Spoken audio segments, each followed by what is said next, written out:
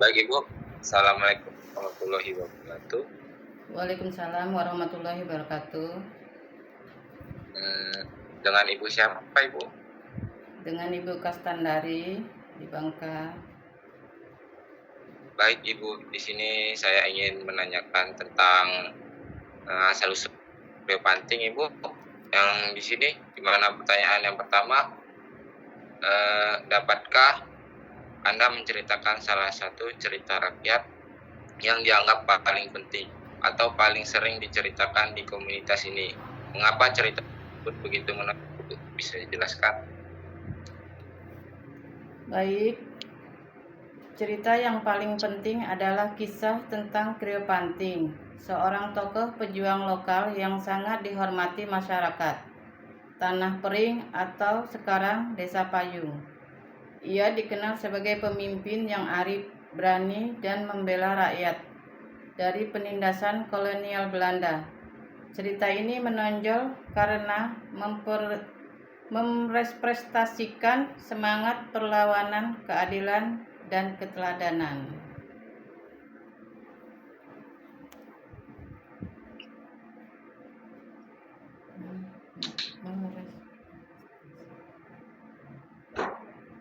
Baik Ibu, pertanyaan yang selanjutnya, bagaimana cara cerita ini diwariskan dari generasi ke generasi? Apakah masih disampaikan secara lisan atau sudah terdokumentasi dalam bentuk lain Ibu? Bisa jelaskan? Cerita Krio Panting umumnya diwariskan secara lisan dari orang tua kepada anak atau melalui tokoh adat dan guru-guru lokal. Namun beberapa bagian kini mulai terdokumentasi dalam bentuk tulisan dan kegiatan budaya desa, seperti peringatan di makam Krio Panting. Baik Ibu, yang selanjutnya, siapa saja yang biasanya menjadi penjaga atau pelestari cerita dalam komunitas, misalnya tokoh adat, orang tua, guru, atau dan lain-lain? Apa peran sosial mereka Ibu? Bisa jelaskan? Penjaga cerita ini adalah tokoh adat, sesepuh desa, dan guru.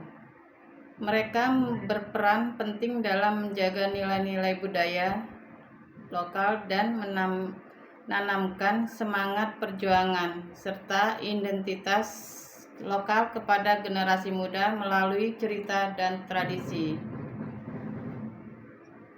Baik Ibu, apa makna simbolik atau pesan moral yang terkandung dalam cerita tersebut, baik secara eksplisit maupun implisit? Bagaimana nilai-nilai ini relevan dengan kehidupan masyarakat sekarang? Bisa dijelaskan? Makna simbolik dari kisah Krio Panting adalah keteguhan hati, keberanian melawan ketidakadilan, dan pengorbanan demi kebaikan bersama. Nilai ini masih relevan terutama untuk mendorong semangat kebersamaan, keberanian bersuara, dan keteladanan di tengah tantangan sosial modern. Baik Ibu, pertanyaan terakhir, apakah Anda mengetahui adanya versi lain dari cerita ini di daerah atau kelompok lain? Jika ada, apa perbedaan utama dalam isi atau penegakan ceritanya Ibu? Baik, beberapa versi cerita Krio Panting mungkin berbeda dalam detail peristiwa atau cara tokoh digambarkan. Namun inti ceritanya tetap sama, tentang pemimpin yang menjadi simbol perlindungan perjuangan rakyat. Beberapa versi menambahkan elemen mistis atau simbolik untuk memperkuat pesan moralnya.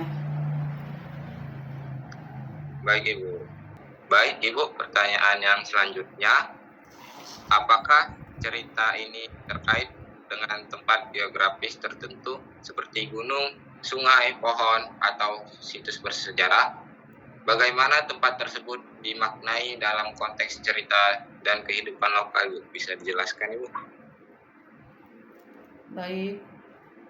Ya, cerita Krio Panting sangat terkait dengan Tanah Pering, tempat asal dan makan Krio Panting. yang kini menjadi bagian dari Desa Payung. Tanah ini dianggap sakral dan penuh sejarah. Makam Kriyopanting dijadikan tempat ziarah, simbol perjuangan dan peringatan akan keberanian serta jasa leluhur dalam melawan penjajahan.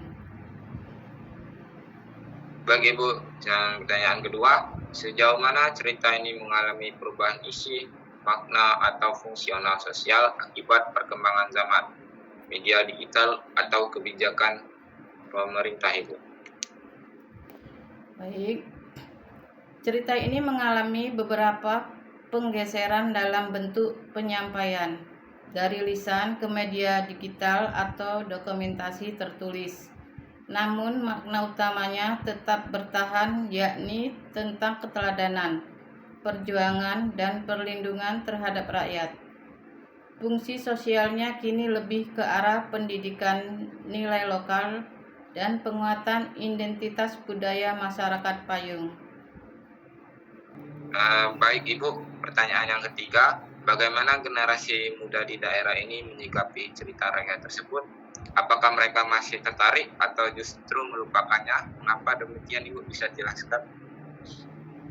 Baik, minat generasi muda terhadap cerita Kriyopanting bervariasi, dengan sebagian besar masih menghargainya, terutama yang dikenalkan lewat pendidikan, sekolah, atau kegiatan budaya desa. Namun ada juga yang mulai melupakannya karena pengaruh budaya luar dan kurangnya pengemasan cerita yang menarik di era digital.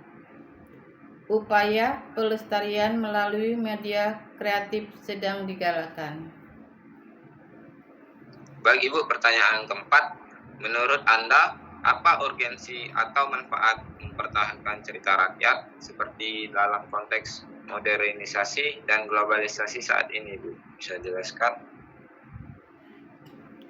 Baik, cerita seperti Kriyopanting penting untuk membangun identitas lokal, rasa bangga terhadap sejarah sendiri, serta memperkuat nilai-nilai moral dan kebersamaan. Di tengah globalisasi, cerita ini menjadi penyeimbangan dari arus budaya luar dan mampu memperkuat ketahanan budaya masyarakat lokal. Bagi Ibu, pertanyaan yang terakhir, bagaimana masyarakat lokal memaknai atau memperingati cerita ini dalam kehidupan sehari-hari, seperti melalui tradisi, ritual, atau simbol budaya tertentu, Ibu? Baik, masyarakat masih menghormati cerita ini dengan berziarah ke makam Kriyopanting, serta mengadakan kegiatan peringatan budaya desa. Cerita Kriyopanting juga menjadi bagian dari narasi pendidikan lokal dan identitas Desa Payung.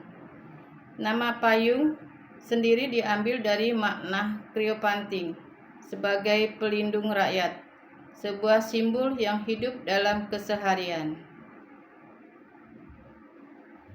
Baik Ibu, hanya itu yang dapat saya tanyakan. Apabila ada kata-kata yang salah, saya mohon maaf. Penuturan saya ampun. Saya akhiri. Wabillahi taufik wal hidayah. Wassalamualaikum warahmatullahi wabarakatuh. Waalaikumsalam warahmatullahi wabarakatuh.